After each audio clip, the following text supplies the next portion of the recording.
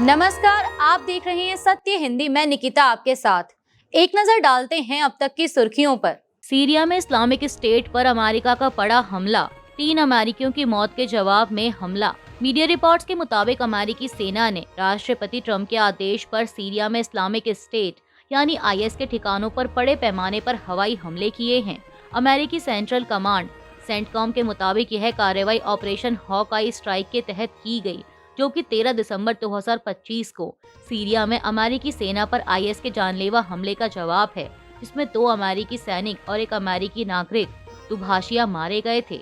CENTCOM ने कहा कि हमारा संदेश साफ है, अगर आप हमारे सैनिकों को नुकसान पहुंचाते हैं तो हम दुनिया में कहीं से भी आपको खोज निकालेंगे और मार देंगे, चाहे आप इंसाफ से बचने की कितनी भी कोशिश करें। एक अमेरिकी अधिकारी के अनुसार पूरे सीरिया में 35 से अधिक ठिकानों पर 90 से अधिक सटीक हथियार दागे गए और इसमें F-15, A-10 jet, AC-130 gunship, MQ-9 drone और जॉर्डन के F-16 फाइटर जेट शामिल थे।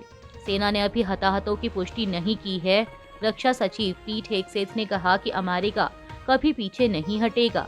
सेंटकॉम ने बताया कि इससे पहले भी दिसंबर के अंत में कई आईएस लड़ाकों को मारा या पकड़ा गया था।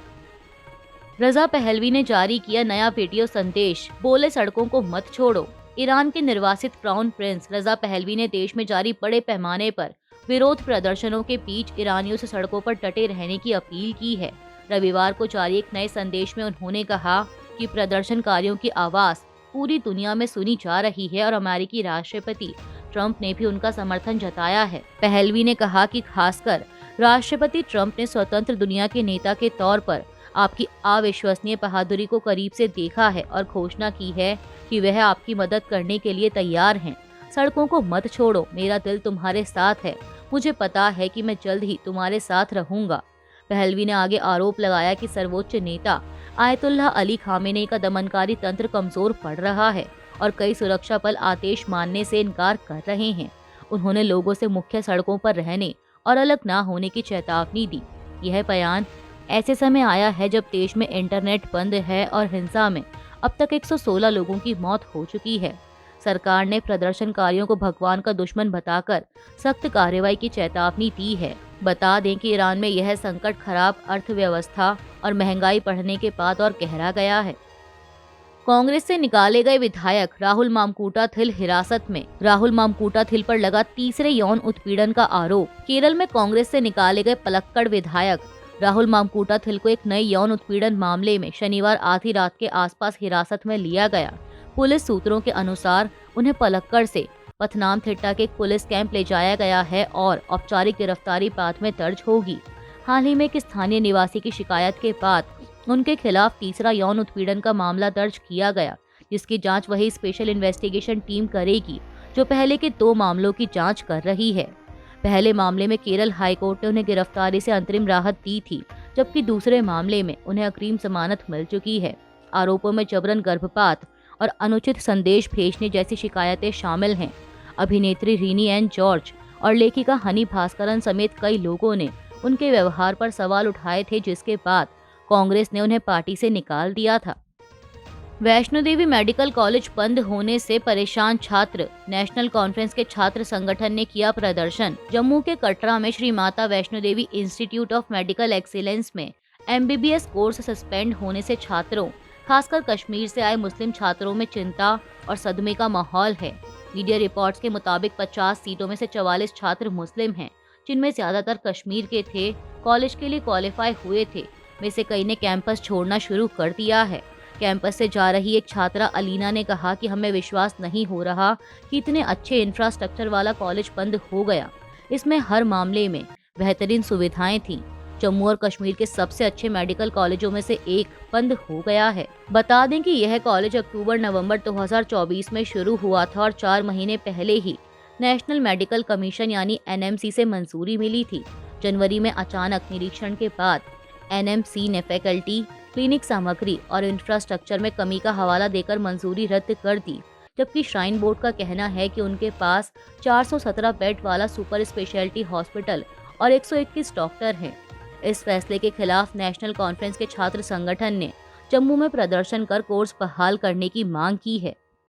ट्रंप ने वेनेजुएला के तेल राजस्व की सुरक्षा के लिए उठाया कदम, एक कार्यकारी आदेश पर किए हस्ताक्षर। व्हाइट हाउस ने शनिवार को एक बयान में कहा कि अमेरिकी राष्ट्रपति डोनाल्ड ट्रंप ने शनिवार को एक कार्यकारी आदेश पर हस्ताक्षर किए, जिसमें अमेरिकी ट्रेजरी खातों में रखे वेनेजुएला के तेल की बिक्री से होने वाले राजस्व को किसी भी तरह की कानूनी जब्ती या न्यायिक कार्रवाई से बचाने के लिए राष्ट्रीय आपातकाल की घोषणा की गई है। इस आदेश के तहत वेनेजुएला के तेल और संबंधित उत्पादों की बिक्री से होने वाली आय अमेरिकी नियंत्रित खातों में जमा होगी और निजी या वाणिज्यिक दावों के अधीन नहीं होगी।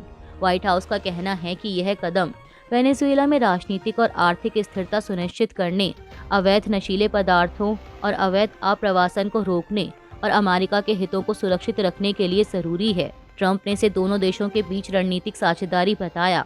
आदेश अमेरिकी सेना द्वारा मादुरो और उनकी पत्नी को गिरफ्तार करने के एक हफ्ते बाद आया है। प्रशासन ने कहा कि यह व्यवस्था अंतर्राष्ट्रीय कानून के अनुरूप है और फंड्स का इस्तेमाल सरकारी और राजनयिक उद्देश्यों के लिए ही होगा। ईरान ने प्रदर्शन में दंगाइयों की मदद करने वालों को दी चेतावनी, मौत की सजा तक दी जा सकती है। ईरान में 2 हफ्तों से जारी पड़े सरकार विरोधी प्रदर्शनों के बीच अटॉर्नी जनरल मोहम्मद मोवाहेदी आजाद ने चेतावनी दी है कि प्रदर्शन में शामिल या दंगाइयों की मदद करने वालों को मुहर्रिब यानी भगवान का दुश्मन माना जाएगा, जिसके तहत मौत की सजा तक हो सकती है। ईरानी कानून के अनुच्छेद 186 के अनुसार इस्लामिक गणराज्य के खिलाफ सशस्त्र विरोध में मदद करने वालों को भी मुहर्रिब माना जा सकता है, जबकि अनुच्छेद 190 में इसके लिए फांसी, अंग काटने या आंतरिक निर्वासन जैसी सख्त सजाएं हैं। अमेरिका स्थित मानवाधिकार एजेंसी के मुताबिक अब तक ईरान में कम से कम 65 लोग मारे गए हैं और 2300 से ज्यादा गिरफ्तार हुए हैं। तेहरान में इंटरनेट और फोन सेवाएं बंद हैं। इस बीच निर्वासित क्राउन प्रिंस रजा पहलवी ने लोगों से शनिवार और रविवार को सड़कों पर उतरने की अपील की। ये प्रदर्शन दिसंबर 2025 के अंत में रियाल की भारी गिरावट के बाद भड़के थे। अमेरिका ने अपने नागरिकों से वेनेजुएला से तुरंत निकलने की अपील की। वेनेजुएला में हथियारबंद नागरिक सेना नाकाबंदी कर रही। अमेरिका ने अपने नागरिकों से वेनेजुएला से तुरंत निकलने की अपील की है। अमेरिकी विदेश मंत्रालय के मुताबिक ऐसी खबरें हैं कि वेनेजुएला में हथियारबंद नागरिक सेना नाकाबंदी कर रही है। अमेरिकी विदेश मंत्रालय ने कहा कि वेनेजुएला की नागरिक सेना अमेरिकियों और उनके समर्थकों को खोज रही है, उनकी गाड़ियों की तलाशी ले रही है। यह बयान वेनेजुएला में अमेरिकी सेना की कार्रवाई के एक हफ्ते बाद आया।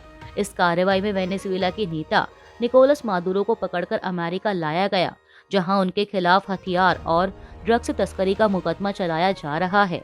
निकोलस मादुरो की जगह वेनेजुएला की उपराष्ट्रपति डेल्सी रोड्रिगेज को अंतरिम राष्ट्रपति बनाया गया है।